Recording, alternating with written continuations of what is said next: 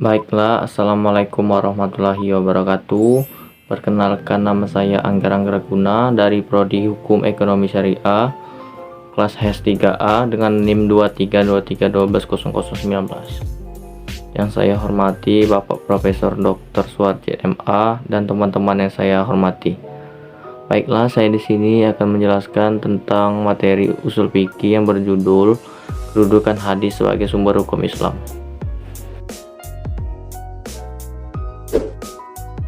Baiklah, sebelum memasuki materi yang pertama tentang hadis sebagai sumber hukum Islam, saya akan menjelaskan dulu apa itu hadis.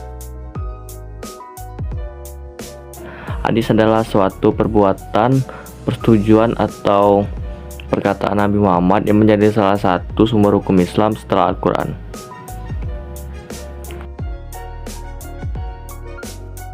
Hadis sendiri berfungsi sebagai panduan untuk memahami Al-Quran untuk menjalankan kehidupan sehari-hari.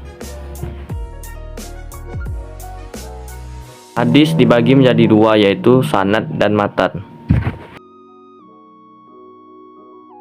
Sanad, rantai perawi, orang yang meriwayatkan hadis dari Nabi Muhammad SAW hingga rantai perawi yang mencatatnya.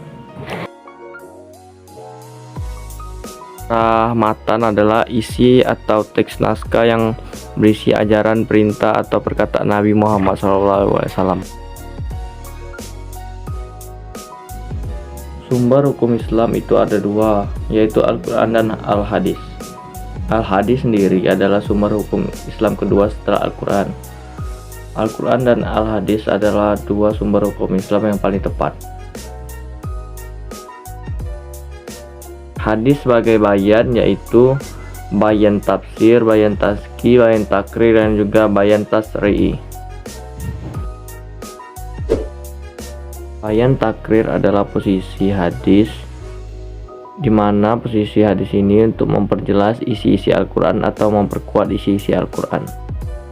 Bayan takrir juga dijelaskan dalam sabda Nabi Muhammad SAW yang berbunyi, tiada Tuhan selain Allah, Nabi Muhammad utusan Allah, dan juga untuk mendirikan sholat, menunaikan zakat, dan juga melaksanakan ibadah puasa.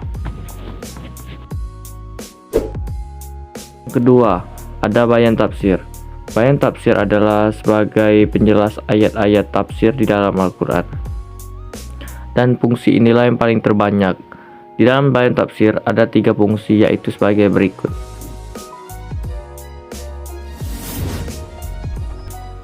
Yang pertama ini ada tafsir al-mujmal, yaitu hadis memberikan secara terperinci tentang atau pada ayat-ayat Al-Quran, seperti yang dihadiskan oleh riwayat Al-Bukhari yang berbunyi, "Sholatlah engkau seperti melihat sholatku." Hadis riwayat Muslim.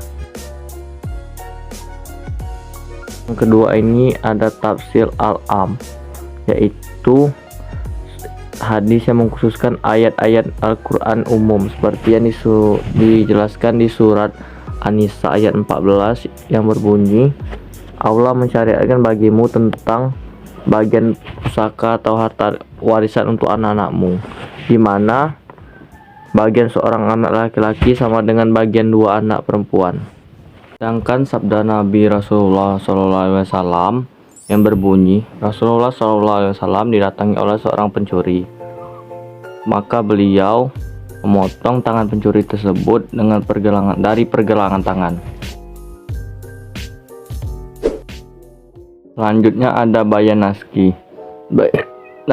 Naski yaitu hadis menghapus hukum yang diterangkan dalam Al-Quran. Para ulama mengartikan bayan naski ini melalui pendekatan bahasa, hingga di antara mereka terjadi perbedaan pendapat dalam mentraktifkannya. Ini terjadi pada kalangan ulama mutakhahirin dan juga para ulama muqtahidin. Menurut ulama mutakhahirin, yang disebut bayan naski adalah syarah, dapat menghapus ketentuan yang telah ada karena datangnya kemudian. Dan juga pengertian jelasnya bahwa ketentuan itu penting menapi mengatasi bayan taksin. Fungsi bayan taksin ini terhadap hadis-hadis yang mutawir dan masyhur, sedangkan terhadap hadis ahad dia menolaknya. Yang terakhir ada bayan tasri'i. Bayan tasri'i adalah hadis yang diciptakan yang belum pernah ada di dalam Al-Quran. Contohnya, para ulama berpendapat berbeda tentang sunnah sebagai dalil pada sesuatu yang belum dijelaskan di dalam Al-Quran.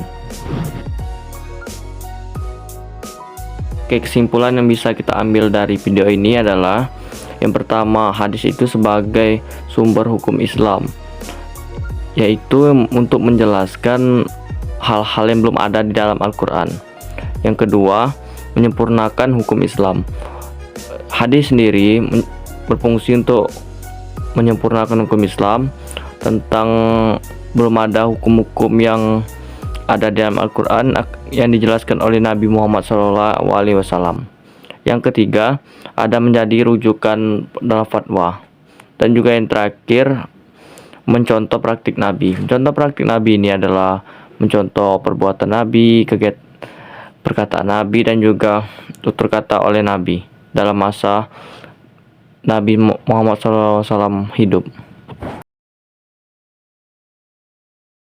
Mungkin sekian presentasi dari saya.